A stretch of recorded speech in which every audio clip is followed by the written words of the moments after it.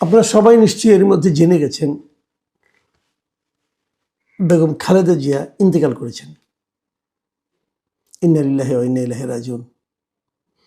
আজ ভোর ৬টায় ever care হাসপাতালে ওনার মৃত্যু হয়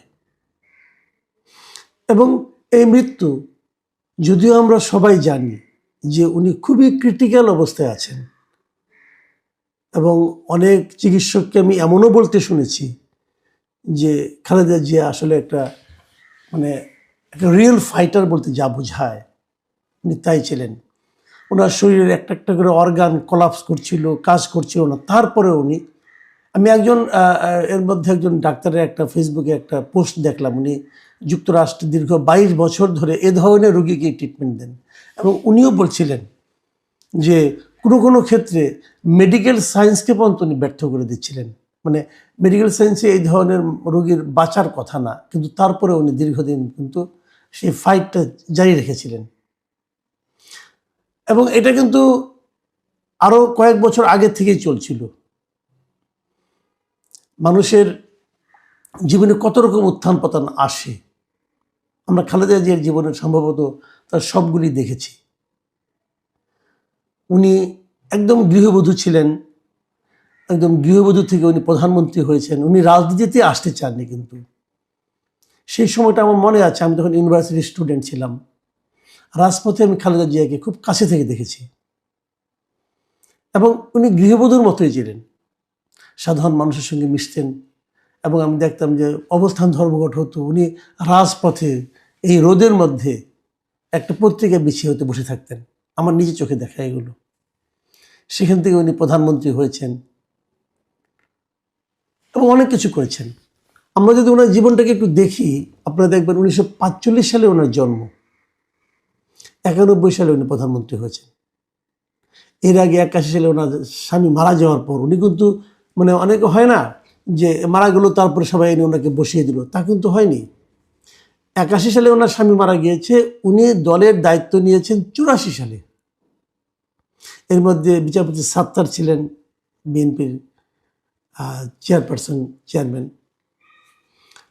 উনি প্রথমে মেম্বার হয়েছেন, তারপরে ভাইস চেয়ারম্যান হয়েছেন, তারপরে উনি দলের দায়িত্ব নিয়েছেন, সেটা 1984 সালে এবং তারপরে 6 বছর পর, 7 বছর পর নানা রকম টর্চারের মধ্যে উনি ছিলেন, কিন্তু গৃহবন্দী ছিলেন, অনেক কিছু ছিলেন। তারপর একটা গণ আন্দোলনের মাধ্যমে এবং তারপর একটা গণতান্ত্রিক প্রক্রিয়া নির্বাচনের মাধ্যমে এদেশের এ পর্যন্ত যতগুলি নির্বাচন হয়েছে, আমার বিবেচনায় সবচেয়ে ভালো নির্বাচনটা হয়েছিল সেই 91 সালে, যে নির্বাচনে উনি নির্বাচিত হয়ে ওনার দল উনি প্রধানমন্ত্রী হয়েছেন এবং ওনার ক্ষমতায় গিয়েছিলেন 91 সালে।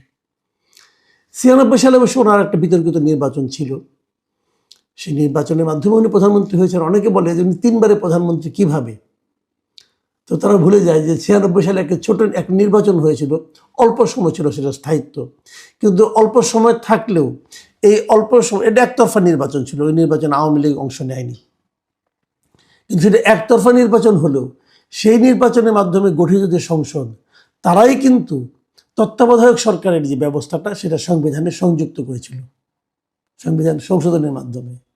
কাজে এটাকে আপনি যদি একদম উড়িয়ে দেন, তাহলে তো সেই তত্ত্বাবধায়ক সরকারের অন্তর্ভুক্তিটাই আপনার কিন্তু গুরুত্ব পায় না। এই গুরুত্বপূর্ণ কাজটা কিন্তু ওই সংসদের মাধ্যমে করেছিলেন। তারপর উনি 2001 সালে আবারও গণতান্ত্রিক প্রক্রিয়া নির্বাচিত হয়েছিলেন। এরকম একটা বর্ণাঢ্য ব্যক্তির জীবনে শেষের সময়টা খুব কষ্টে কেটেছে। যে দুটো মামলায় ওনাকে জেল দেওয়া হয়েছিল, সেগুলো নিয়ে আলোচনা যত কম করা যায়, আমার মনে হয় বিচার বিভাগের প্রতি ততটা সম্মান দেখানো যায়। এভাবে যে বিচার হতে পারে ভাবাই যায় না।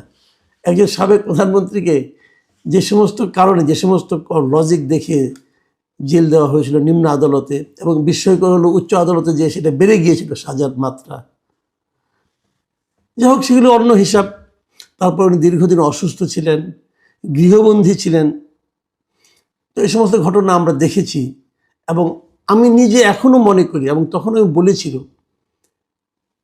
এগুলি যতটা না বিচার ছিল তার চেয়ে বহুগুণ বেশি ছিল ব্যক্তিগত রাজনৈতিক প্রতিহিংসা।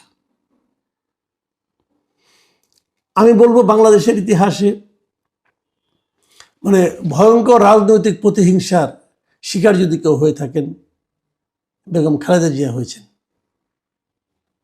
তারপরে ওনাকে কখনোই আপোষ করতে দেখিনি। 2024-এর নির্বাচনেও কিন্তু ওনারা আপোষ করেননি, অনেক আপোষের প্রস্তাব এসেছিল, করেননি। বেগম খালেদা জিয়ার জন্য সর্বশেষ এমন এক সময় উনি গেলেন যে ওনার যিনি প্রধান রাজনৈতিক প্রতিপক্ষ ছিলেন, যার রাজনৈতিক প্রতিহিংসার শিকার উনি হয়েছিলেন, তার রাজনৈতিক এবং শাসনতান্ত্রিক পতন কিন্তু বেগম খালেদা জিয়া দেখে গিয়েছেন।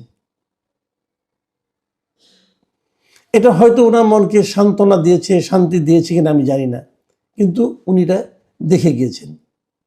তারপর উনি সম্মানিত হয়ে গিয়েছেন। শেষ দিকে উনি অসুস্থ থাকলেও উনি কিন্তু একাধিক অনুষ্ঠানে, শেখ হাসিনা সরকারের পতনের পর একাধিক পাবলিক প্রোগ্রাম ওনাকে দেখা গেছে।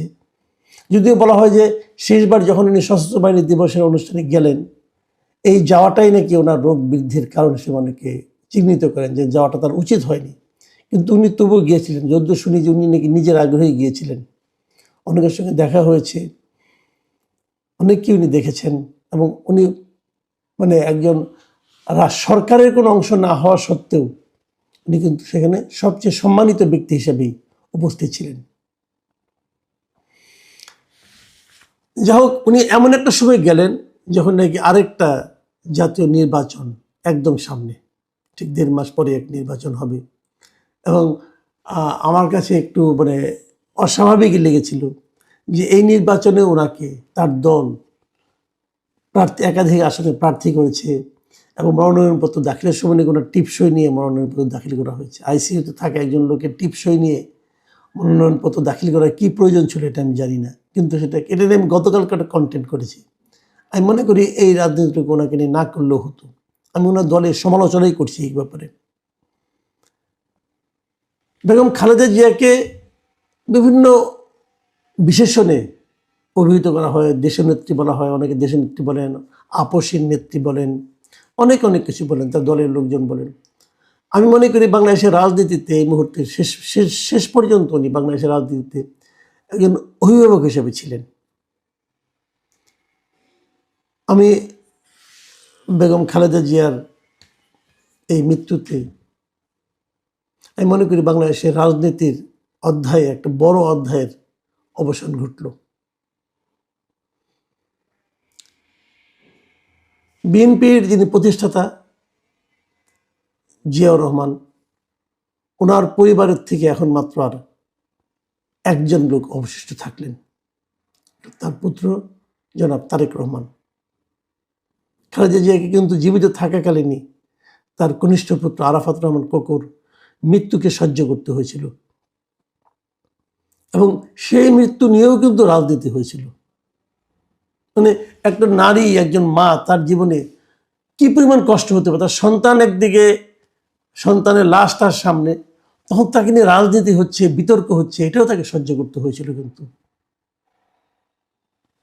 আমরা চাইবো, আমি ব্যক্তিগতভাবে চাইবো যে বাংলাদেশের রাজনীতিতে এই ধরনের অপরাজনীতি এখন আগামী দিনে আমাদের আর দেখতে না হয়। আমরা একটা শান্তিপূর্ণ দেশ চাই, আমরা একটা ঐক্যবদ্ধ দেশ চাই।